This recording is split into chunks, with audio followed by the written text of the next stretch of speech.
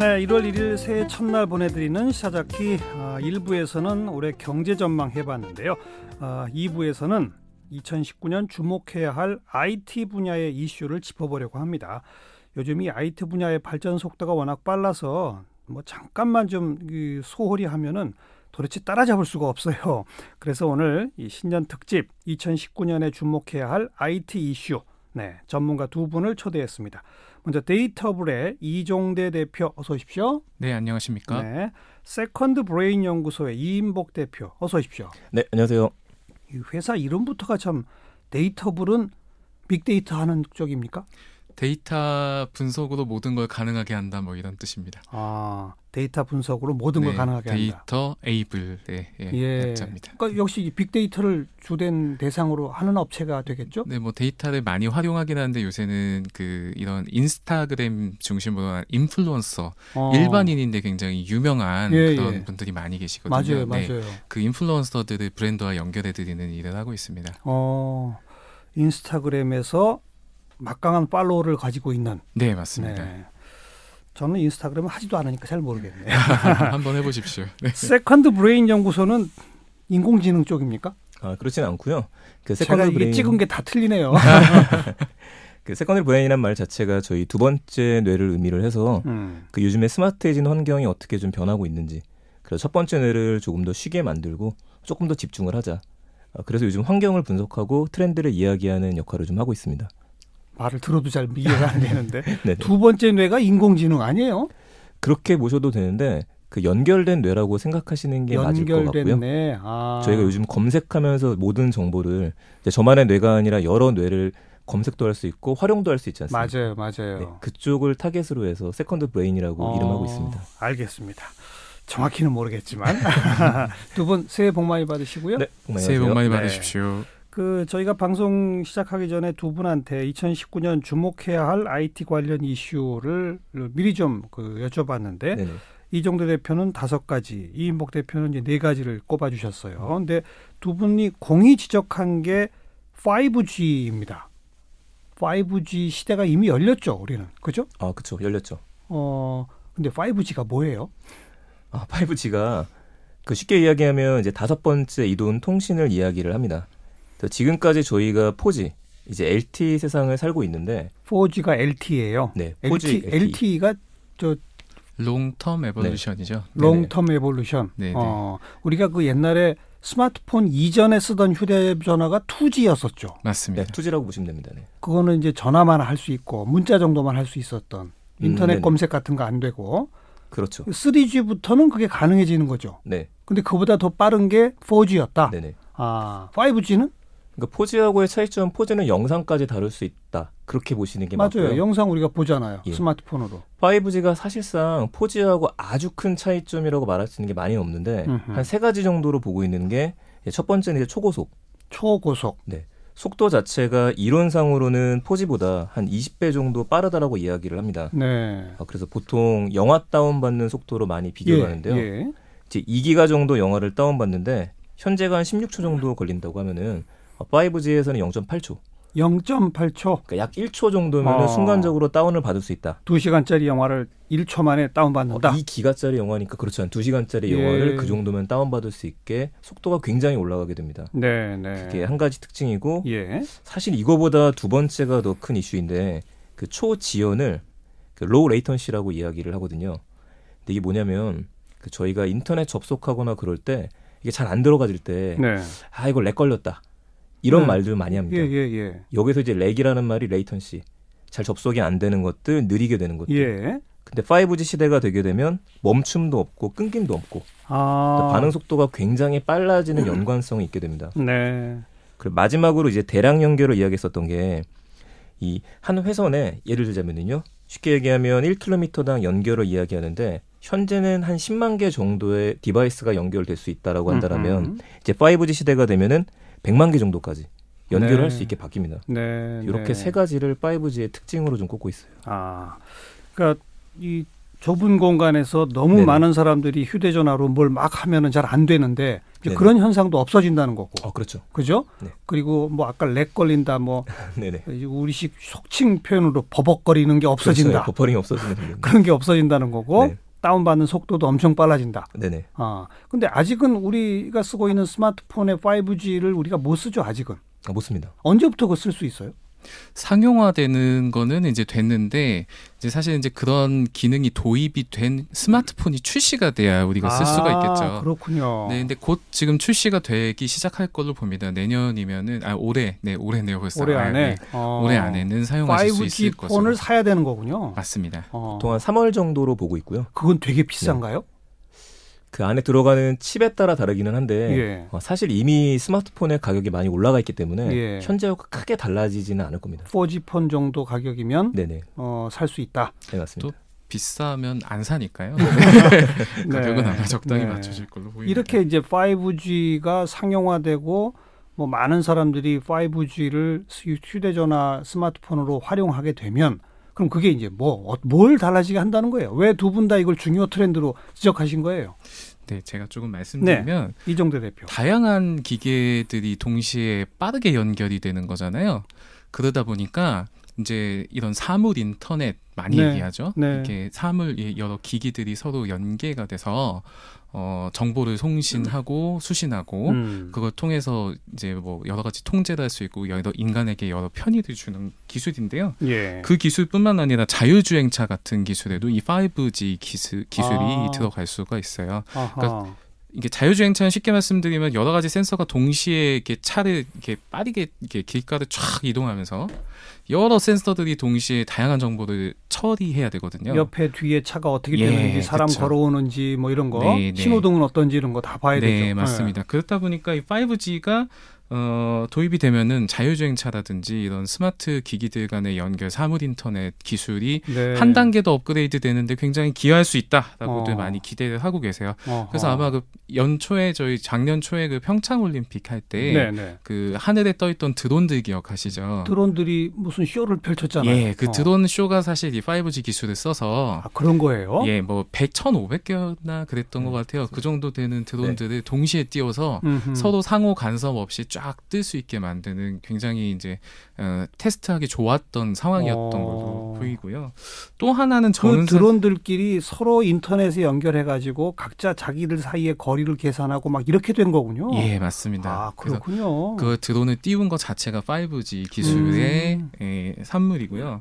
또 하나 사실 저는 개인적으로 기대하는 건 뭐냐면은 방금 이인복 대표님께서 말씀 주셨다시피 2기가를 1초에 다운을 받을 수 있다. 그 정도로 빠르다면은 이 이야기는 사람들이 좀 더 다양하고 방대한 양의 데이터를 실시간으로 뭔가 볼 수 있는 그런 상황이 된다라고 이해할 수도 있을 것 같아요. 예를 들어 동영상을 좀 편하게 외부에서 이렇게 스트리밍 한다고 그러죠. 생방송으로 시청을 한다든지 내지는 내가 직접 동영상으로 실시간 스트리밍을 한다든지 그런 것들이 굉장히 많이 다양하게 가능해질 거라고 볼 수 있을 것 같습니다. 이거는 이제 콘텐츠 산업의 발전하고 직결되겠군요. 네, 맞습니다. 특히나 이 콘텐츠가 그러니까 요새 이제 IT 업계에서는 중국이 사실 우리나라에 한 2년 정도 빠르게 간다. 우리보다 빨라요? 네, 빠릅니다. 중국이 훨씬 더 빠릅니다. 그리고 우리나라의 미래는 대충 중국의 2년 정도 보면 된다 이렇게 얘기를 해요. 네. 근데 지금 중국이 어떻냐면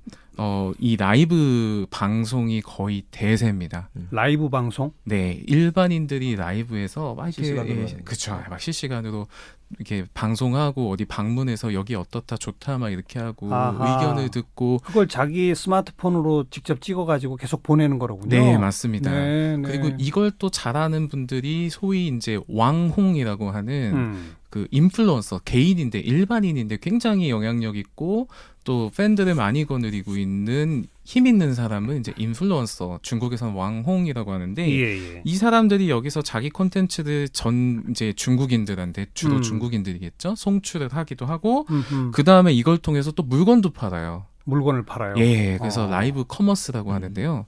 아마 이런 기회들이 저는 굉장히 한국에서도 보편화되는 방향으로 갈 것이다라는 기대를 해보고 있습니다.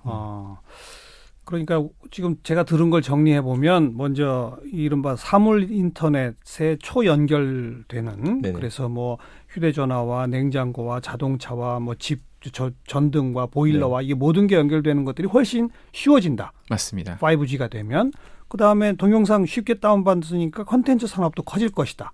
그뿐 아니라 모두가 다 1인 방송국이 되는 것도 쉬워진다. 네. 그럼 거기서 돈도 생긴다. 맞습니다. 물건도 팔고. 네. 중국은 이미 그렇게 돈 벌고 있다. 네. 그 유튜브의 유튜버들 요새 왜 초등학생들 그 장래 희망 직업 10등 안에 유튜버가 처음 들어갔잖아요. 네. 그런 것도 더 지금보다 훨씬 폭발적으로 증가할 수 있겠군요. 네, 더 많이 증가할 거라고 볼 수 있는 이유가 네. 지금도 유튜브 하시는 분들이 많은데 그 속도가 빨라진다라는 건 끊김이 없어지는 거기 때문에 그렇죠. 저희 전송 속도도 빨라지고 받는 속도도 빨라지고. 예. 근데 무엇보다도 요즘에 좀 방송들을 보게 되면 그 기존의 레거시 미디어가 뉴 미디어를 배우는 걸 좀 떠나가지고 아예 인정했다라고 좀 봐야 될 것 같습니다. 그럼요. 네. 지상파 방송국에도 유튜버들이 다 이제 나오잖아요. 그렇죠. 예, 예. 그래서 그 내년에 어떻게 될 거냐, 이제 올해가 어떻게 될 거냐 그 생각을 해보면 한 3가지 정도로 좀 보고 있는데 그 한 가지는 기존 유튜브 크리에이터로 성공하셨던 분들은 계속 독보적인 자리를 유지할 것 같아요. 네. 그러니까 뷰티나 게임이나 먹방이나 카테고리 탑을 가지신 분들이 스스로 이제 너무 힘들어서 내려놓지 않는 이상에는 네. 그건 유지를 할 것 같고요. 대도서관 인기는 계속 간다? 그렇죠. 계속 갈 겁니다. 저희 시사자키 대신 진행했었거든요. 예, 그랬었죠. 지난 여름에. 네네네. 잘 봤습니다. 그리고 두 번째는 반대로 연예인분들의 음흠. 유튜브 진출이 지금보다 더 가속화되실 것 같아요. 네. 지상 그 매체를 무시할 수 없으니까. 그건 정말 무시할 수 없습니다. 무엇보다도 연예인분들 같은 경우에는 나갈 수 있는 방송 프로그램이 한계가 되어져 있는데 유튜브 같은 경우에는 열려져 있기 때문에 그렇죠. 여기도 이제 2가지로 나눠집니다. 한 가지는 본인이 영상을 직접 찍어가지고 네. 자기의 일상을 올리시는 분들이 있고 있죠. 다른 한쪽에서는 그 요즘에 제가 제일 재밌게 보는 이제 유튜브 중에 하나가 그 왓썸맨이라고 예, G.O.D 박정영이 나와서 직접 하는 게 있습니다. 예. 이 구독자 수가 161만이고요. 그래요? 하나 콘텐츠를 올릴 때마다 조회수가 100만하게 넘어가요. 근데 콘텐츠 내용이 그렇게 많이 없거든요. 뭔데요? 그냥 박준영이 돌아다니면서 정해진 장소를 가다가 지나가는 사람이랑 만나게 되면은요, 그냥 대화를 갑자기 하고 지나가다 맛집이 있으면 그냥 들어가요. 별거 아닌 일상이군요. 네, 별거 아닌 일상인데 짧은 콘텐츠. 100만 명이 넘게 본다. 그렇죠. 10분에서 20분 정도인데, 근데 이 콘텐츠가 본인이 직접 만든 게 아니라 이것도 이제 JTBC의 룰루랄라고 하는 별도의 그쪽을 만드는 디지털 채널 스튜디오에서 같이 기획을 해서 만들어냈습니다. 예. 이렇게 짧은 형태가 좀 많아질 것 같아요. 뭐 최근에 이제 소년 점프라고 혹시 이제 보였을 것 같기는 한데 소년 점프라고 해가지고요. 못 봤습니다. 그게 이제 쇼미더머니 777에 복면을 쓰고 등장했던 래퍼 마미손이라는 분이 있습니다. 그분이 탈락하셨거든요. 네. 근데 그러고서 바로 유튜브에다가 소년 점프라는 이름의 그 뮤직비디오를 올리셨어요. 그게 또 폭발적인 인기를 얻었고요. 예. 이게 인기를 얻다 자고 보니까. 일어나면 그냥 새로운 스타들이 계속 나오는 거군요. 네, 계속 나옵니다. 근데 이게 양쪽을 다 공략했다라는 게 이제 특징이죠. 알겠어요. 네네. 5G 얘기하다가 이제 라이브 방송 대세 시대 유튜버까지 이제 쭉 갔는데 네네. 갑자기 좀 궁금해지는 게 이처럼 봐야 할 방송이 점점 늘어나는 거잖아요. 네. 그건 또 무한 경쟁이잖아요. 네네. 그럼 우리 젊은 층들은 도대체 이 화면에서 눈을 뗄 수가 없겠는데요. 안 그렇습니까?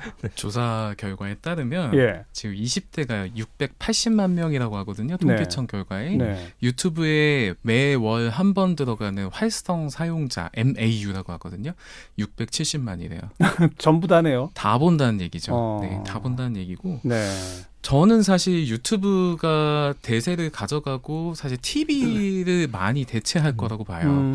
사실 20대 분들 중에서 TV를 지금 그렇게 열심히 보는 분들이 그렇게 많지 않아요. 보통은 클립을 뭐 스트리밍 사이트를 통해서 본다든지, 그렇죠. 그래서 뭐 넷플릭스나 티빙이나 그런 데서 따로 보거나 이제 그러시는 경우가 많아요. 그다음에 또 하나 재밌는 거는 이 개인들 중에서 이렇게 일반인인데 일반인인데 인기 있는 그런 인플루언서들이 여러 매체들로 계속 확장되면서 이걸 만들어가고 있어요. 지금 제일 주목할 만한 매체는 저는 내년에 인스타그램이라고 보는데요. 이 인스타그램은 사실 이제 페이스북이 2012년에 인수를 한 그런 사진 필터 앱이었어요. 맞아요. 근데 이 앱이 지금 여태까지 전 세계에서 10억 명이 매월 접속을 하는데요. 10억 명이. 10억 명. 네, 그것까지 이렇게 올라가는 과정에서 단 한 번도 꺾인 적이 없어요. 상승세가. 그리고 지금 한국에서도 1,000만 명 이상이 계속 꾸준히 들어오는 앱이고요. 그다음에 또 틱톡이라고 해서 중국에서 나온 중국의 바이트댄스라는 회사가 만든 앱인데요. 이거 아마 교수님 보시면은 이거 왜 하지? 이런 생각이 드실 수도 있어요. 왜냐면 10대 친구들이 그냥 들어와가지고 춤춰요. 노래 따라 춤추고요. 그다음에 뭐 귀여운 척하고요. 필터 끼워서 하고요. 그렇게 재밌게 놀아요. 근데 이런 걸 10대 친구들이 지금 그 가입자가 작년 2018년에만 2,400%가 늘었대요. 이야. 예, 어마어마합니다. 네, 그렇게 많이 나가고 있고. 중국이니까 또 그렇게 되는 거죠? 네, 중국발 SNS들이 그렇게 또 가고 있고요. 또 하나는 저는 이제 인스타그램을 실제 하니까 저희 실제 데이터를 말씀을 드리면은 저희가 연예인하고 이 인플루언서를 같이 써봤을 때 연예인한테 들어가는 비용 대비 효과와 인플루언서한테 들어가는 비용 대비 효과가 47배 정도 차이가 납니다. 인플루언서가 47배 더 효과적이라는 거예요. 그래요? 네, 그러니까 그만큼 일반인들의 영향력이 이제 연예인까지 잠식을 하고 있다. 그렇게 보시면 되고 요새 보면은 이런 SNS에서 스타가 된 일반인들이 뭐 예를 들어 인블리라는 인플루언서가 지금 백화점 같은데 입점한 브랜드를 냈어요. 그다음에 이제 1세대 소위 얼짱 출신이라고 하는 오늘의 하늘이라는 인플루언서도 하늘하늘이라는 속옷 브랜드를 내서 엄청나게 지금 매출을 늘리고 있습니다. 그래서 저는 내년에 아마 이 다양한 채널 유튜브를 필두로 해서 유튜브뿐만 아니라 인스타그램, 블로그, 틱톡 뭐 여러 SNS들을 동시에 활용하는 인플루언서들이 자기들이 가진 강력한 콘텐츠를 기반으로 해서 강력한 팬덤을 만들고요. 그 강력한 팬덤이 강력한 어떤 커머스 파워로 이어질 것으로. 요 흐름이 굉장히 가속화될 거고 이미 중국에서 2년 전, 3년 전에 발생했던 일입니다. 알겠어요. 그러니까 대부분의 소비자들이 그런 SNS를 통해서 정보를 취득하게 되니까 맞습니다. SNS 안에서 팬덤을 가진 사람들은 이제 뭘 내다 팔아도 팔리는 거죠. 많이 팔릴 것이고 그게 백화점에도 갈 수가 있고 독자적인 매장이 될 수도 있고 그렇죠? 재밌는 거는 그런 인플루언서들이 하나의 기업이 되겠네요, 이제. 네, 기업이 될 거로 보고요. 저는 왜 2010년쯤에 소셜 커머스라는 단어가 유행을 했었잖아요. 네, 근데 저는 진짜 소셜 커머스가 이제 시작된다고 생각을 합니다. 진짜 소셜 미디어를 활용해서 커머스가 되는 거죠. 그래서 티몬이라는 그 커머스 사이트에서 들어봤어요. 네, 그 라이브 커머스를 시작을 했어요. 그러니까 동영상으로 이렇게 실제 이렇게 마치 홈쇼핑 하듯이 그렇게 파는 게 기능이 들어왔고 쿠팡에서는 어떤 걸 도입을 했냐면은 쿠팡 파트너스라고 해서 이런 개인들, 일반인들이 전용 링크를 이제 쿠팡에서 받아가면은 그걸로 홍보를 해요.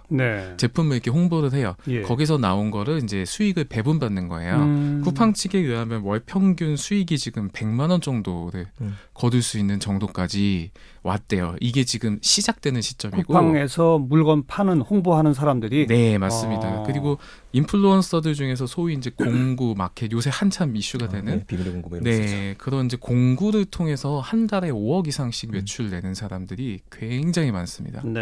이미 지금 이 시대는 와 있고 아마 저는 내년이 이게 더 가속화되는 올해가 올해네요. 네, 자꾸 제가 헷갈립니다. 얼마 전에 쿠팡이 왜 그 손정희 뱅크 거기서 받았죠. 어마어마한 투자를 받더라고요. 맞습니다. 도대체 뭘 보고 이렇게 투자를 하나 했더니 지금 말씀 들어보니까 계속 연관해서 발전될 것들이 무궁무진하군요. 쿠팡 같은 경우에도 이제 미래 가치를 보고 들어가게 되는데 그러니까요. 아까 중국 이야기하셨던 것처럼 이미 뭐 중국에는 배달업 중에 메이탄도 있고요.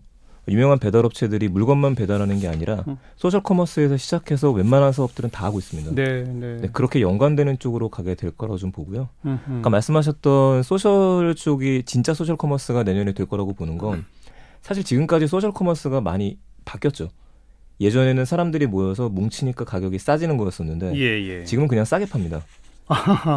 근데 이게 이제 소셜로 바뀌게 되면서 예. 사람들이 영향력 있는 사람들이 나타나고 예. 아까 공구 말씀하셨던 것처럼 나도 이 제품이 필요했었는데 이 제품의 후기를 보고 싶은데 그걸 이미 써본 사람들이 내가 믿을 수 있는 사람들이 알려주고 근데 이 제품을 판다라고 하니까 거기서 바잉 파워로 이어지게 되는 네. 그런 새로운 커머스가 내년에는 조금 더 정착이 될 것 같아요. 그 SNS가 과거에는 그냥 소통의 창구였었고 네. 심심풀이로 그냥 들여다봤다면 이제는 SNS가 기존의 그 모든 상거래나 무슨 유통망을 대체해 버릴 수도 있는 그런 식으로 갈 것이다. 이런 얘기인 거죠. 실제 중국, 제가 오늘 중국 얘기를 많이 드리는데 중국이 우리보다 앞서 있다니까요. 네, 그 중국이 그냥 미래예요. 중국은 징동닷컴이나 뭐 네. 타오바오나 이런 쇼핑몰들이 이미 그런 뒷단에서 뭐 물류 배송 이런 문제들을 많이 해결해 줘요. 네, 그 인플루언서들은 그냥 올라가서 라이브 방송으로 상품을 파는 걸 마치 홈쇼핑의 쇼호스트와 같다고 생각하시면 되죠. 그래서 거기서 뭐 자세하게 설명, 판매를 하기도 하고요. 어떤 현장에 방문해서 그 현장에서 실제 시연을 해주기도 하고요. 한국에 와서 그래서 가끔 보면 명동 같은 데에서 이렇게 스마트폰으로 계속 뭐 말하면서 다니는 중국어 말하고 다니시는 분들이 정확히 그분들이에요. 예. 그래서 이게 이제 곧 도입이 될 걸로 저도 보고요. 네. 실제 그러니까 저희 같은 경우에는 인플루언서 파워를 실제로 많이 느끼고 있는데 인스타그램에서 인플루언서들이 어떤 제품을 홍보를 했는데 그 홍보한 제품이 11번가라는 커머스 사이트에 올라갔거든요. 네. 그게 4시간 만에 1만 개가 한 번에 동이 나버렸어요. 예, 그게 가능해요. 그다음에 또 한 인플루언서 이 경우에 한 50분 정도가 동시에 포스팅을 했던 날이에요. 광고주의 요청에 의해서. 그날 이마트에서 실제 제품이 확 이렇게 판매가 어마어마하게 동이 나버리는 그런 상황들이 납니다. 이게 이 영향력이 이제 광고주들이 깨닫기 시작을 했고요. 그렇죠. 내년에는 올해네요. 자꾸 제가 내년이라고 말씀드리는데 아직 1월 1일이니까 시청자분들 양해 부탁드리고요. 아무튼 이게 이제 본격화되는 시점은 지금이다. 네, 그렇게 보시면 될 것 같아요. 기존의 대재벌인 신세계 이런 때 또 그쪽에 투자를 계속 확대하는 걸 보면 이제 어쩔 수 없는 흐름이다. 네, 맞습니다. 오늘 이제 5G로 시작을 해서 라이브 방송, 그다음에 소셜 커머스 그것이 이제 기존의 상거래를 거의 뭐 잠식해 들어가고 있다. 뭐 이런 얘기까지 나와봤고. 또 빼놓을 수 없는 게 뭐 인공지능 얘기 아니겠습니까? 네네. 인공지능의 그 금년도의 어떤 발전은 어떻게 진행될 거라고 보세요? 인공지능이라고 하면 보통 우리가 머릿속에 생각하는 이미지가 그 뛰어다니는 로봇들만 생각하시거든요. 근데 그게 나오는 거는 좀 오래 남은 이야기라고 보고 있고요. 그렇죠. 거기까지는 좀 멀었고. 올해는 오히려 생활 밀착형 인공지능이 더 많이 커질 거라고 좀 봅니다. 그래서 저는 이제 두 가지를 보는 게 하나는 스마트폰하고 스마트홈. 이 두 가지를 보고 있고요. 스마트폰에는 우리 이미 인공지능이 들어있죠. 아이폰에는 시리가 들어있고 안드로이드 폰에는 구글 어시스턴트가 들어있고요. 삼성의 안드로이드 폰에 이제 2개가 들어있는데 빅스비하고 구글 어시스턴트 2가지가 들어있죠. 근데 이런 스마트폰에 들어있는 인공지능의 성능이 더 향상이 될 겁니다. 작년만 해도 5월 정도에 구글에서 내보였던 기술이 그 듀플렉스라고 해서 이게 사람들한테 엄청 찬사를 받았었습니다. 그 어떤 영상이었냐면요. 아마 보였을 것 같기는 한데 그 구글 어시스턴트한테 명령을 내리니까 주인을 대신해서 인공지능이 전화를 미용실에 걸어가지고 예약을 잡아주는 서비스였습니다. 예약까지 다 해줘요? 예, 예약까지 다 하고 사람의 목소리처럼 하기도 하고요. 사람들이 제일 놀랐었던 게 이야기를 듣다가 흐름에서 사람들이 이렇게 얘기하는 거 있죠. 이런 목소리까지 흉내내다 보니까 그 반응도 해요? 야, 여기까지 발전했구나. 이야. 사람들이 첫 번째는 놀라워했었고요. 두 번째는 약간 두려워했었어요. 이렇게 되면은 이제 콜센터부터 시작해서 그런 문제들하고 보이스피싱이 더 활성화가 되겠다. 그런 얘기가 나왔었는데 그리고 구글에서는 이 서비스를 그냥 보여주기만 한 게 아니라 그 작년 하반기에 출시했었던 픽셀 3 스마트폰에 적용을 했습니다. 적용이 됐는데 전 세계적으로 되어져 있는 출시는 아니고 아직은 테스트 단계라서. 근데 이제 곧 된다는 거 아니에요? 그럼요. 지금도 레스토랑 예약하는 건 가능해요. 제가 그냥 할 수 있었던 거는 사람 이름 대고 누구 전화 걸어줘. 그러면 이제 전화 거는 정도였는데 이제 거기서 어느 식당에 몇 시에 뭐 예약해라. 네, 맞습니다. 그러면 지가 알아서 다 한다. 네, 알아서 전화해서 해주고 스마트폰을 뒤집어 놓으면 전화 받고 싶지 않을 때 지금은 뭐 통화 중입니다 라고 보낼 때 있지 않습니까? 그럴 때 딱 스마트폰을 덮어놓으면은 지금은 전화 받을 수 없는 상황이니까 메시지를 남기겠습니까? 마치 비서가 해주는 것처럼 그런 역할도 가능해지는 거죠. 한 가지만 더 이야기하자면 그 요새 스마트폰으로 카메라를 많이 찍는데 이상하게 사진 찍으실 때 사진이 잘 찍히지 않으세요? 이게 사진을 찍는 사람들이 사진의 기술이 올라가기도 했는데 네. 사실은 대부분이 스마트폰에서 처리하는 기술이 올라가서 그렇습니다. 네.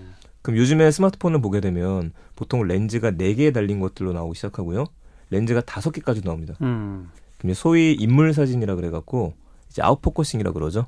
사람의 얼굴을 찍어주거나 모습을 찍어주면 뒷 배경을 날리고 인물을 부각시켜주는 서비스. 이렇게만 돼도 잘 찍었다는 소리 듣거든요. 네.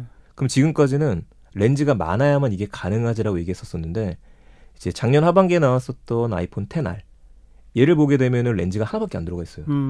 하나밖에 없는데도 인물 사진을 찍었었을 때 아웃포커싱을 적용을 합니다. 그것도 다 인공지능이군요. 그렇죠. 사진을 찍자마자 그냥 카메라의 성능이 발전한 게 아니라 네네. 그걸 처리해주는 인공지능. 네, 어떻게 찍어도 앞으로는 더 잘 나오게 된다. 그럼 사진 작가라도 없어지겠는데요.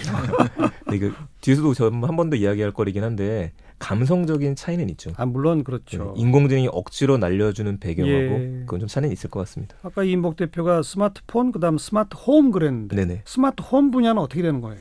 이제 스마트홈이 이제 5G하고 연결되기 때문에 조금 더 폭발적으로 나올 거라고 보고 있는 것 중에 하나가 사실 2018년까지는 스마트 스피커에 대한 보급이 거의 끝났다고 봐야 될 것 같고요. 네. 스피커는 보급이 됐는데 문제는 이 스피커한테 명령을 내려서 제어할 수 있는 서비스되는 디바이스들이 굉장히 적습니다. 그래요?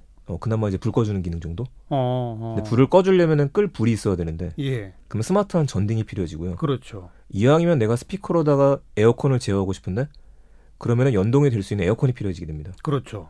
근데 그런 것들에 대해서 과거에는 좀 비싼 장비들이 나왔다라고 한다면 이제는 이미 구축이 되어져 있으니까 조금 더 저렴한 것들 혹은 좀 일상에서 쓸 수 있는 스마트홈 디바이스들 네. 이쪽에 이제 많은 기업들이 포커스를 맞춰갖고 그게 기존에 쓰고 있던 에어컨이나 기존에 쓰고 있던 전등에 뭘 이렇게 달기만 하면 되는 이렇게까지는 안 될까요?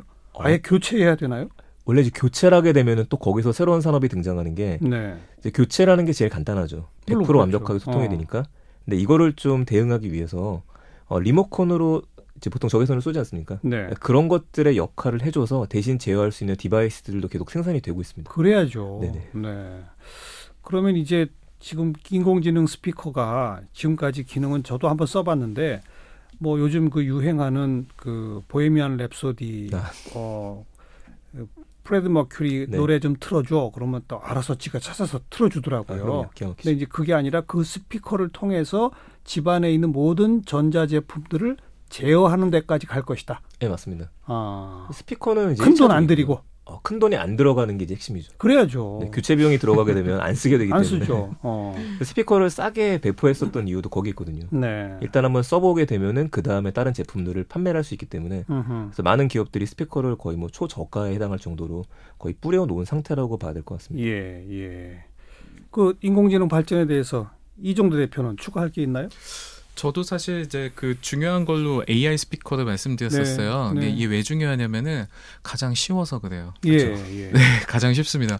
말로 그냥 이거 해줘 하는 게 제일 편하잖아요. 그렇죠. 근데 이게 또 그런 스피커를 가지고서 특히나 이제 저도 저는 이제 아이폰을 사용을 하는데 하루에 한두 번은 꼭 그 시리아 깨워줘, 시리아 그 알림 꺼줘, 뭐 이런 걸 항상 넣게 되더라고요. 네. 이게 이제 20대 친구들 중심으로 해서 보면은 카카오미니나 뭐 그 네이버 클로버 같은 거 통해서 음악 듣는 거 말씀하셨다시피 음악 같은 것도 굉장히 보편화가 되고 있고요.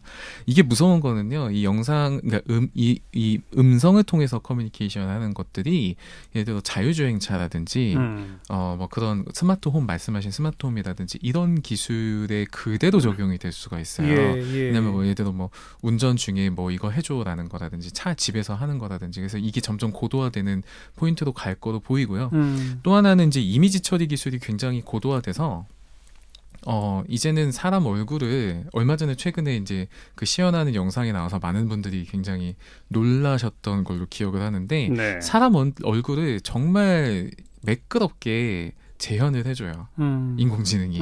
그리고 그 얼굴을 거의 비슷하게 만들어서 심지어 이제 버락 오바마 대통령, 미국 전 대통령이 실제 말한 게 아닌데 방금 말씀하셨던 음성 합성과 그렇죠. 얼굴 합성을 두 개를 같이 컴바인하면은 이제 얼굴과 음성이 전혀 오바마가 한 게 아닌데 오바마처럼 나오는 거죠. 왜 시뮬라크드 시뮬라시옹 뭐 이런 얘기 하잖아요. 진짜 그런 상황들이 올 수 있다. 네. 거의 목전에 와 있다라고 보시면 될 것 같습니다. 네. 조금 아까 그렇게 발전하면서 우려되는 것 가운데 하나 보이스피싱 얘기했잖아요. 네. 네.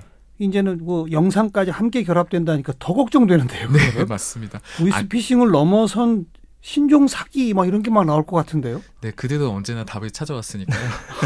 네, 아마 굉장히 많이 악용이 될 것 같아서 걱정이 됩니다. 인공지능 얘기까지 좀 들어봤고 이인복 대표는 간편 결제하고 인터넷 전문은행 이 두 가지를 주목해야 한다고 말씀하셨는데 이건 조금 다른 분야니까 이 얘기 좀 따로 또 해봅시다. 네.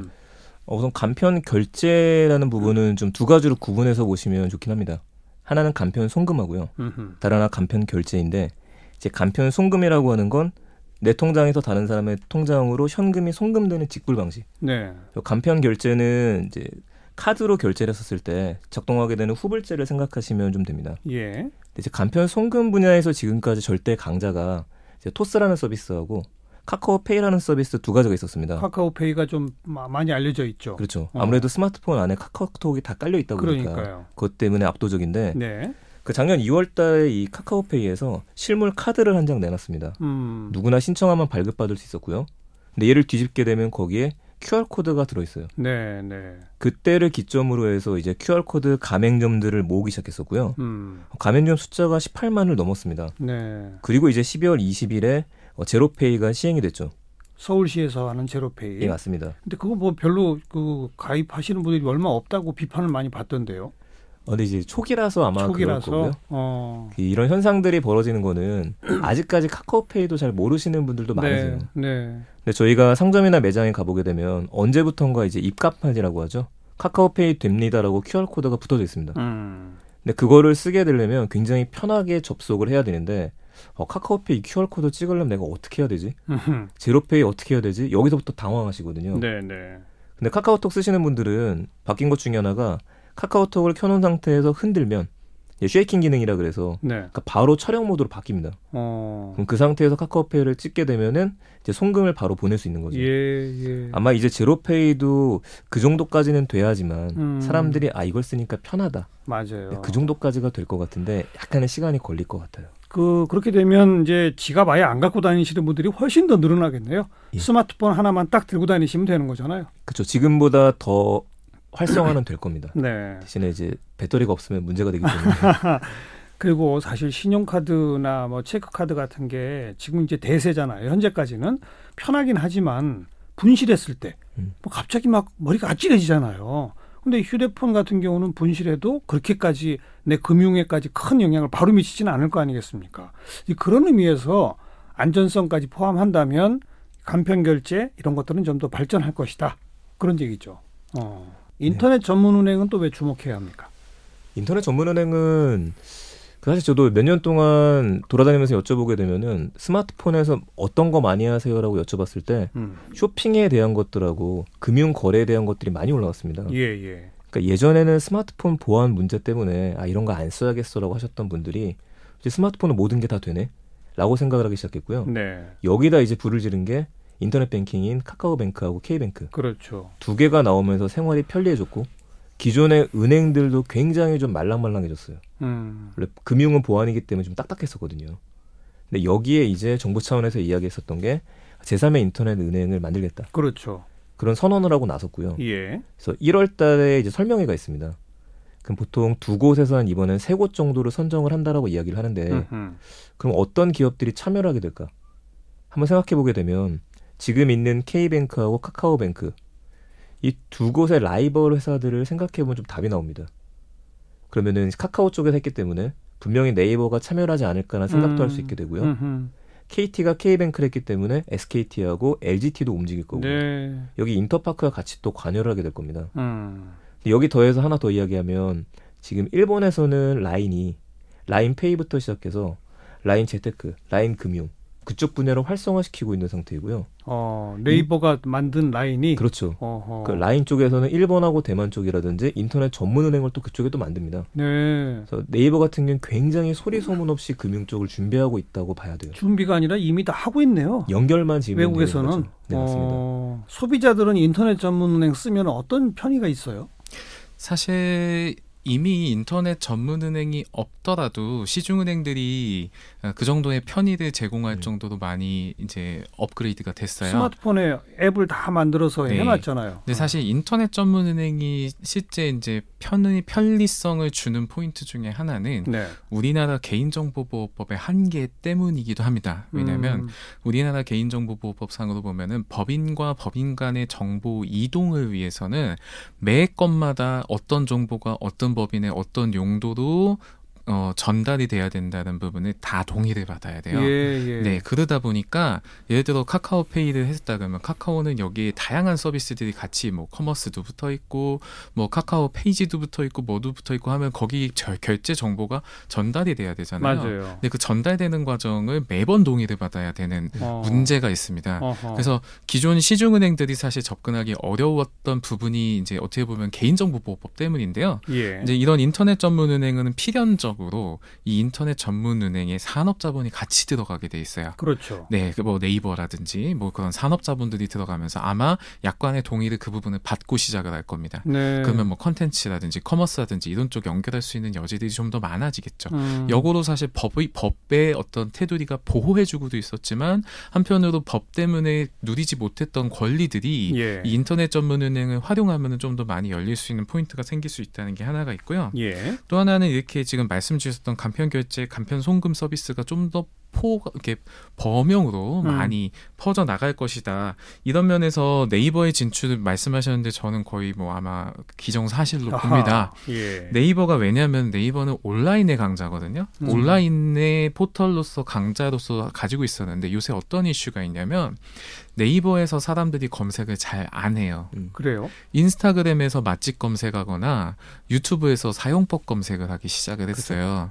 마치 2000년대 초반에 저희가 그 포탈이 대세가 되기 전에 개별 뉴스 사이트 다 찾아가서 뉴스 보고 그랬던 시대로 다시 돌아간다고 보시면 돼요. 그럼 검색왕 네이버가 이제 걱정이 되는 거죠. 그렇죠. 위치가 흔들리네요. 네, 그런데 그래서 거기에 지금 비장의 무기로 사실 내년에 밀 걸로 보이는 게 올해네요. 올해 밀 걸로 보는 것 중에 하나가 저는 네이버페이예요. 왜냐면 이 네이버페이가 붙은 커머스 사이트들이 온라인 커머스 사이트가 구매 전환, 그러니까 구매까지 넘어오는 유저의 비율이 뭐 적으면 30%에서 50% 이상 높다는 결과가 나옵니다. 그만큼 편리하기 때문이에요.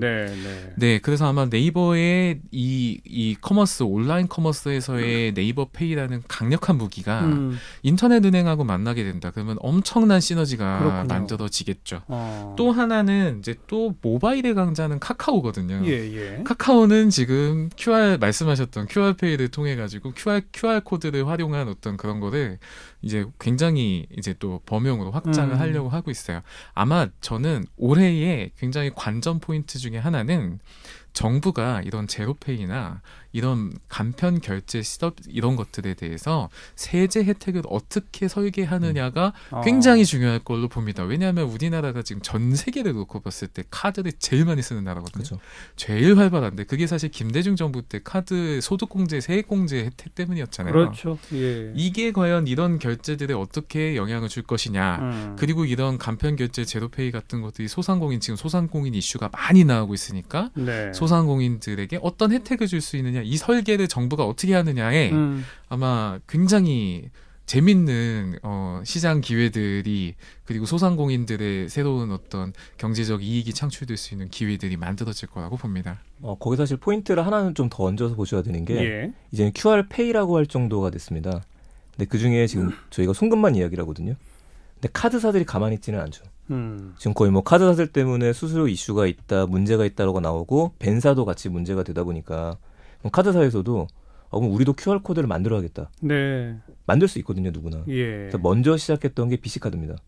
BC카드에서 벌써 QR코드를 만들어서 BC카드 QR코드 결제 시스템이 나왔고요. 그리고 또 카드사들도 같이 통합해서 통합카드 QR코드를 만들겠다라고 선언한 상태입니다. 그래서 이게 잘못하게 되면 상가를 가졌었을 때 계산하려고 딱 보다 보니까 QR코드 입간판이 한 4개 정도 서 있는 겁니다. 카카오페이 QR코드가 있고 제로페이가 있고요. 네. 비스카드가 있고 또 카드사 통합 QR코드가 있고 예. 우리가 이거를 뭘 찍어야 되지? 그 고민을 하게 될 때 지금 임금 대표님 말씀하셨던 대로 가장 혜택이 많은 거를 선택할 수밖에 없게 될 겁니다. 그렇군요. 그러면 이제 카드 수수료 장사하던 카드 회사도 이제 그걸로는 장사가 안 되는 거지 않습니까? 그래서 요새 카드사들과 피지사, 벤사 이런 그 이제 중간에서 맞아요. 피드 받던 회사들이 굉장히 고민이 많아요. 뭔가 새로운 수익 모델을 만들어야 될 텐데요. 맞습니다. 아무튼 간편 결제와 인터넷 전문 은행 등이 결합하면서 이제 금융권에도 지각 변동이 생길 수밖에 없다. 네, 맞습니다. 네. 지금 네이버 얘기 잠깐 나온 김에 그 왜 지난해에 뭐 댓글 조작 파동 일고 그러다가 네이버가 금년부터 이 스마트폰에서의 네이버 초기 화면을 바꾼다고 그랬잖아요. 네. 어떻게 바꾼다는 거예요? 이 바꾸는 거는 지금도 이제 안드로이드 폰 사용하시는 분들이라면 바로 베타 버전을 등록해갖고 테스트를 해볼 수 있게 나왔습니다. 네. 근데 가장 큰 변화는 실행해 보시면 한눈에 딱 보이세요. 지금 네이버 모바일 화면은 꽉 차 있는 화면이라고 한다면 그렇죠. 바뀌게 되는 네이버 모바일의 첫 화면은 깔끔합니다. 가운데에 검색할 수 있는 검색창 하나, 그리고 하단에 그린닷이라는 이름의 단축키 역할을 하는 동그란 버튼이 하나 있고요. 그 위에 살짝 배너 광고 띄울 수 있는 공간 정도만이 첫 페이지입니다. 그러니까 뭐 쭉 뉴스가 계속 나오던 그거는 다 사라져버리고 아예 사라진다고 보셔야 돼요. 첫 화면은 검색창만 가운데 딱 있다. 네, 맞습니다. 그 밑에 동그란 버튼 하나. 버튼은 뭐예요? 단축키라고 보셔야 됩니다. 걔를 누르면은 우리가 메일이라든지 아니면 뉴스라든지 다른 쪽 넘어갈 수 있도록 단축키를 넣어놔서 이렇게 동그란 버튼을 누르면 나머지 메뉴들이 펼쳐져서 어디서든지 쓸 수 있게 좀 만들어놨고요. 예. 기존의 메뉴를 보시려면 이제 왼쪽으로 스와이프 이제 넘기시는거나 오른쪽으로 넘기셔야 되는데 왼쪽으로 넘겼을 때 이제 보이는 화면은 이제 커머스, 네이버 페이를 포함해서 쇼핑과 관련된 제품들이 다 왼쪽에 위치를 하고요. 네. 오른쪽으로 넘기게 되면 여기는 정보를 모아놨는데 이제 기존 이제 언론사의 뉴스 그리고 네이버 쪽에서 인공지능을 써서 자동 추천되는 뉴스들, 검색 차트들, 정보는 오른쪽이고 커머스부는 왼쪽으로 넘어갔다. 네. 그렇게 보시면 될 것 같습니다. 네. 인공지능이 뉴스를 이렇게 골라준다는 거, 그건 또 이용자가 어떤 뉴스를 주로 봤는지 거기에 맞춰서 또 이렇게 골라준다면서요? 네, 이미 보니까 AIRS라고 해가지고 떠 있더라고요. 그래서 저도 사실 그거 넘겨보는 게 요새 재미예요. 네이버 들어가서 밑에 리프레시 버튼 누르면은 새로운 뉴스가 계속 떠요. 그러면 제가 좋아할 만한 게 잘 뜨더라고요. 네, 되게 재밌게 보는 포인트고 또 저희 이인복 대표님이 워낙 잘 설명해 주셨는데 진짜 구글을 닮아가는 것 같아요. 네이버가. 진짜 구글을 닮아가고 있고요. 이게 시대 변화하고 또 맥락이 또 있습니다. 이게 네이버 아까 말씀드렸던 것처럼 2000년대 초반으로 돌아가고 있어요. 네. 개별 미디어 사이트의 힘이 다시 세지기 시작했어요. 유튜브가 검색 플랫폼이 되고 있고 그렇죠. 인스타그램에서 맛집이나 네일샵, 뭐 메이크업을 찾거든요. 네, 이게 이 상황이 되다 보니까 네이버가 어떤 대응책으로서 오히려 검색 기술에 더 집중하고 그다음에 고객 접점에 관심을 가지는 쪽으로 가는 것 같아요. 예를 들어 뭐 이미지 검색이라든지 아니면 음성 검색이라든지 이런 기술을 더 강화시키면서 포탈의 기능을 더 강화하고 있는 것으로 보입니다. 저희 시사자키의 뉴스들도 지금은 이제 네이버나 다음이나 이런 포털을 통해서 보시는 분들이 많았다면 이제는 직접 유튜브에 들어오셔가지고 동영상도 보시고 댓글도 남기고 참여도 하고 말이죠. 그럴 수 있는 시대로 우리도 준비를 막 해야 되겠군요. 지금 앞으로 그냥 여기서 라이브 방송 하시면 어떨까 싶어요. 저는. 바로 이미 하고 있어요. 하고 계시군요. 죄송합니다. 흔히 말씀하셨던 것 중에 이제 직접이라는 말이 포인트가 되는 게 지금 이게 개인화된 세상이랑 맞춤화된 세상으로 저희가 넘어가고 있습니다. 이게 가능해진 게 빅데이터 활용이 가능해졌고요. 그러다 보니까 모든 사람이 보는 첫 화면이 아니라 나한테 맞춰 있는 것들, 나한테 필요한 정보들, 이걸 원했었었는데 내가 원하는 것들을 보여주는 대신에 내 데이터를 주겠다. 이건 괜찮다. 이제 거기까지는 허용하는 단계로 넘어갔다고 봐야 될 것 같습니다. 오늘 2019년 IT 분야에 주목해야 할 이슈들, 뭐 5G, 초연결, 사물 인터넷, 뭐 라이브 방송, 소셜 커머스, 간편 결제, 인터넷 전문은행 등등의 이야기를 나눠봤는데요. 과거에는 IT 분야에 1년 예상되는 어떤 이슈, 추세 이러면 전문가들만 알아듣는 얘기들도 많았어요. 근데 지금은 오늘 쭉 두 분의 얘기를 들어보니까 전부 다 우리 일상생활에 바로 들어와 있는, 그렇군요. IT 분야가 발전하다 보니까 그쪽의 변화는 우리 일상을 바꾸고 있다라는 걸 다시 한번 실감하게 되는 하루였습니다. 자, 데이터블의 이종대 대표, 세컨드 브레인 연구소의 이인복 대표, 오늘 두 분 고맙습니다.